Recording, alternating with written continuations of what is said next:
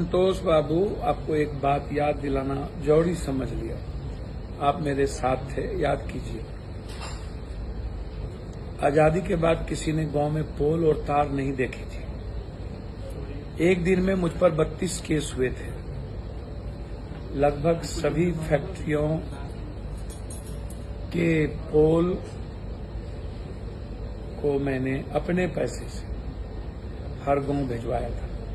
उसमें सरकार के पैसे नहीं थे। उस वक्त डगरवा का एक एक गांव याद करिए।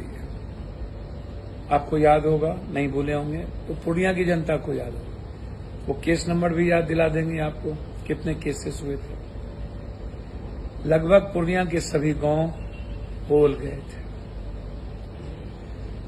यह ताकत जनता ने सिर्फ पप्पू को ही दिया था। एक बात और याद दिलाना चाहेंगे कि आजादी के बाद गांव में कहीं दूर दूर तक कोई पुल नहीं थी, ईटा सोलिंग नहीं था। पिच की बात छोड़ दीजिए, शायद आप नहीं भूले होंगे। संतोष बाबू, दुर्भाग्य से इस देश में 3-3 बार अवार्ड, सबसे ज्यादा डिबेट और क्वेश्चन में हमें ही मिला। एक नहीं, 3-3 स्पीकर के द्वारा। आज भी इस देश की प्रखर आवाज पूर्णिया के सेवक ही है। बस मैं इतना आग्रह करूंगा कि सिर्फ आप ये बता दीजिएगा जरूर जनता को, 10 साल में आप एयरपोर्ट शुरुआत क्यों नहीं की। शहनवाज हुसैन से मैंने प्लेन शुरू की थी, जाने के बाद बंद हो गया। फिर 10 साल में क्यों शुरुआत की। दूसरा यह बता दीजिएगा कि 10 साल में वो पैसे रेलवे का वापस क्यों गए। यह भी बता दीजिएगा कि एक भी ओवरब्रिज क्यों नहीं बनी। आपको एक अंतिम याद दिला दूं कि जो गुलाब बाग ओवरब्रिज है वो पप्पू यादव के फंड से बना था। अप्रोच मेरे फंड से है और ऊपरी पथ रेलवे से है। वह ओवरब्रिज भी पप्पू यादव की देन है, जो जीवन रेखा था, लाइफ लाइन था। बहुत कुछ है, बस मैं इतना जानता हूं, सब लोग मिलकर के काम करें। हाईकोर्ट पर लगा हुआ हूं। आप आदरणीय बड़े भाई, आपने मुझे कुछ याद दिलाने की कोशिश की, धन्यवाद। लेकिन अच्छा लगता अगर आप अपनी बातें तर्कपूर्ण और तथ्यों के आधार पर करते। पता नहीं आपको याद है या भूल गए। आपके अनुसार आप पर 32 एफआईआर हुए। पता नहीं आप के आंकड़ों पर मुझे क्यों हमेशा शंका बनी रहती है। खैर, जो भी मुकदमा हुए होंगे वह निश्चित रूप से आपके आपराधिक कृत्य की वजह से हुए होंगे।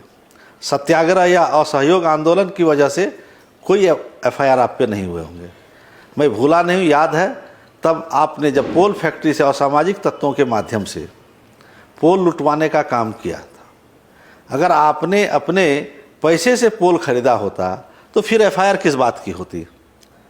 एक बात और मैं बता दूं, मेरे गांव कोचली डगरवा में आपके राजनीतिक जन्म से पहले से बिजली जल रही है। 1978-79 से बिजली जल रही है। आपके कार्यकाल में किस तरह के पुल और सड़कें बनी यह पूर्णिया की जनता जानती है। रही बात एयरपोर्ट की, तो आप पूर्णिया के सांसद बनते ही हवाई जहाज को उड़ाने का काम कर दिया, जो केवल आपसे ही संभव है। याद है पप्पू बाबू की, भूल गए कि आपके सांसद बनने से पहले ही पूर्णिया का डीपीआर का, एयरपोर्ट के डीपीआर का टेंडर हो चुका था और इसमें मेरा भी सक्रिय योगदान रहा। आप अपना क्रेडिट जरूर लें, लेकिन दूसरे के प्रयास को खारिज करना क्रेडिट लूट का प्रयास है। बड़े भाई, आप 7 बार के सांसद हैं। गलत बयानी कर हंसी का पात्र नहीं बने। कुर्सेला बिहारीगंज रेलखंड परियोजना से कोई राशि वापस नहीं हुआ और जलालगढ़ किशनगंज परियोजना कि राशि तकनीकी कारणों से जरूर वापस लौटी थी, लेकिन जिसका मैं विरोध किया और मेरे सतत प्रयास से आपके सांसद बनने से पहले ही वर्ष 2023 में जलालगढ़ किशनगंज रेल परियोजना को मूर्त रूप देने की प्रक्रिया पर निर्णय रेलवे बोर्ड द्वारा लिया जा चुका था। और माननीय सांसद महोदय, अनर्गल बयानबाजी की बजाय आप सकारात्मक राजनीति करें, पूर्णिया के विकास के लिए काम करें। मेरी शुभकामनाएं आपके साथ है। पता नहीं आप भूल गए, लेकिन पूर्णिया की जनता भूली नहीं है। वह महाजंगल राज, अराजक, जातीय उन्माद, अपहरण, रंगदारी, हत्या का दौर और व्यापारियों का जिस तरीके से पूर्णिया से पलायन हुआ, आज भी उठाव नहीं भरा है। बहुत सारी बातें करनी है, जल्द मिलते हैं। धन्यवाद।